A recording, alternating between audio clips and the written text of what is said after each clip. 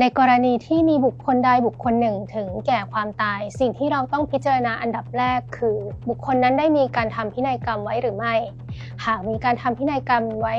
ทรัพย์มรดกจะต้องตกแก่ผู้รับพินัยกรรมก่อนหากไม่ได้มีการทำพินัยกรรมเอาไว้หรือพินัยกรรมที่ทำไว้ไม่มีผลบังคับทรัพย์มรดกจึงจะตกแก่ทายาทโดยธรรมตามประมวลกฎหมายแพ่งและพาณิชย์ได้กำหนดทายาทโดยธรรมเอาไว้ทั้งสิ้น6ลำดับ 1. ผู้สืบสันดาน 2. บิดามารดา 3. พี่น้องร่วมบิดามารดา 4. พี่น้องร่วมบิดาหรือมารดา 5. ปู่ย่าตายายและ 6. ลุงป้าน้าอา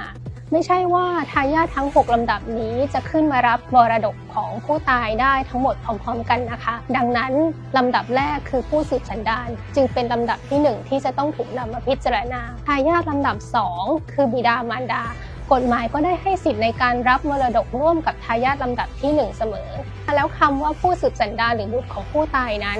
บุตรแบบไหนถึงจะมีสิทธิ์รับมรดกของผู้ตายได้บ้างประเภทแรกคือ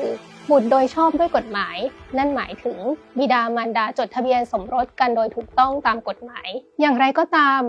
บุตรที่บิดามารดาไม่ได้จดทะเบียนสมรสกันมีสิทธิ์ได้รับมรดกได้หากภายหลังบิดามารดาจดทะเบียนสมรสกันหรือบิดาจดทะเบียนรับรองบุตรหรือศาลมีคำสั่งให้เป็นบุตรโดยชอบด้วยกฎหมายประเภทที่2คือบุตรที่บิดารับรองโดยพฤตินัยการรับรองโดยพฤตินัยก็คือการเปิดเผยต่อสาธารณชนว่าตน